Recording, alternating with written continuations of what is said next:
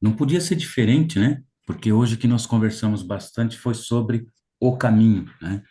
Quando Cristo nos trouxe a Isaías 55:8, onde diz que assim como os céus são mais altos do que a terra, assim os meus caminhos, os vossos caminhos. Então vamos meditar um pouco sobre o caminho, né?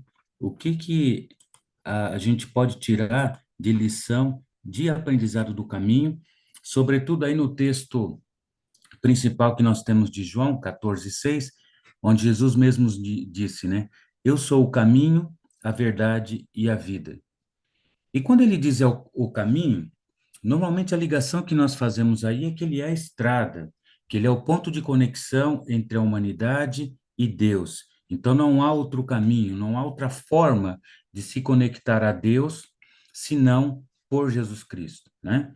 Agora, que outras visões, que outros ângulos a gente pode olhar esse termo que Jesus se identifica aí como o caminho, né?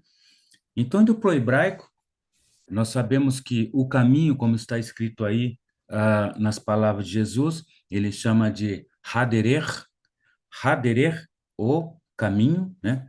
Esse essa letra rei é o artigo que nós temos aqui, o. Então, o caminho que nós temos aqui em hebraico é derer, caminho, né? E esse caminho, nós vamos entender um pouco melhor olhando sobre a ótica judaica, né? Em que contexto Jesus provavelmente quis dizer isso, né? O que mais a gente pode enriquecer dentro desse ponto que ele está comentando, dentro do cenário e do momento que eles estavam vivendo ali em Israel. Então, os judeus, estudando a Torá, estudando os profetas, estudando os escritos, eles tentaram criar aí o que eles chamam de Derer Eretz, ou o caminho da terra, que na verdade nos diz aí como o que o homem, o que a mulher na terra, durante a sua vida, deve fazer ou não deve fazer. Em outras palavras, quais são os padrões éticos, morais, quais são os padrões familiares que nós temos que assumir como aqueles que estão servindo a Deus, né? E isso cresceu bastante, isso eles sempre trabalharam nisso, ou na Mishnah, e depois na construção de todo o Talmud, criando inclusive o que chamam aí de Tratado Derer Eretz, o Tratado do Caminho na Terra, né? Dividido em duas partes. O grande Derer Eretz, o Gadol Derer Eretz, e também o pequeno Derer Eretz, ou o Katan Derer Eretz. E que tem aqui dentro desses dois? Na verdade, no grande, nós temos aí discussões e definições claras sobre como se pôr diante do casamento, como viver de forma modesta, como tratar e ter aí princípios de hospitalidade, como ter ética, como ter etiqueta, como tratar os outros. Então, tudo isso está formado dentro desse padrão de comportamento que se espera de um judeu para o grande Eretz. Eretz. E para o pequeno, ele está levado aí ao padrão espiritual. Como se deve estudar, como se deve olhar para o seu mestre, né?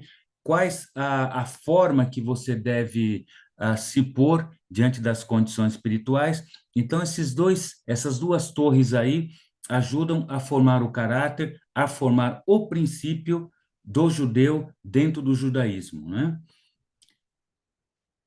E quando Jesus estava dentro do seu ministério, haviam duas escolas principais que trabalhavam forte a formação desse período do Derer Eretz, né? Que era a escola de Shammai e a escola de Hillel. Shammai, para vocês terem uma ideia, ele morreu aí no ano 30 depois de Cristo, então praticamente aí antes de Jesus começar o seu ministério, essa escola estava muito forte, muito influenciava a formação e o conceito judaico da época, e Hillel morreu no ano 8 depois de Cristo, e os dois tinham assim características nas suas escolas, né? Porque foi uma efervescência de estudos da Torá e da Tanar, e essas duas escolas faziam isso de forma muito profunda, mas Shammai, ele era mais legalista, mais no sentido do que está escrito tem que se cumprir, E Hillel, ele era mais voltado ao lado da humildade, ao lado de olhar a necessidade do outro, o lado da humildade, e muito do que Jesus ensina no seu evangelho parte forte pela escola de Hillel. E quando Jesus está dentro do seu ministério, muitas vezes ele é questionado sobre, por exemplo, o divórcio, né? Então, o divórcio, dentro do questionamento que é feito a Jesus, ele parece estar influenciado pelas divergências que havia entre a escola de Shammai e a escola de Hillel, que tinham visões diferentes. E outras vezes também, parte do que Jesus dizia, como eu já comentei aqui, estava ligado ao ensinamento de Hillel, ok? Então, dentro do conceito do caminho e dentro do conceito judaico, nós estamos ligando o caminho ao padrão moral, né? Quando nós lemos lá em Isaías 55, 8, os meus caminhos estão muito longe dos seus caminhos. E o que Deus faz? Deus manda o seu modelo, Deus manda o seu padrão, Deus manda a sua referência ética, a sua referência espiritual à terra. E Jesus então se torna o Derer Eretz. O caminho de Deus que estava no céu desce à terra. Então ele diz aí: eu sou o caminho, que na verdade ele está dizendo: eu sou o modelo, eu sou o padrão, eu sou a referência de Deus, que estava distante de vocês como os céus e a terra. Agora eu me coloco aqui diante de vocês, na mesma posição, e apresento esse modelo, e apresento esse padrão de Deus para as questões de como viver, para as questões éticas, para as questões de princípio, para as questões de amizade com Deus. Olhem para mim, sigam o meu modelo. Eu sou o caminho. Amém?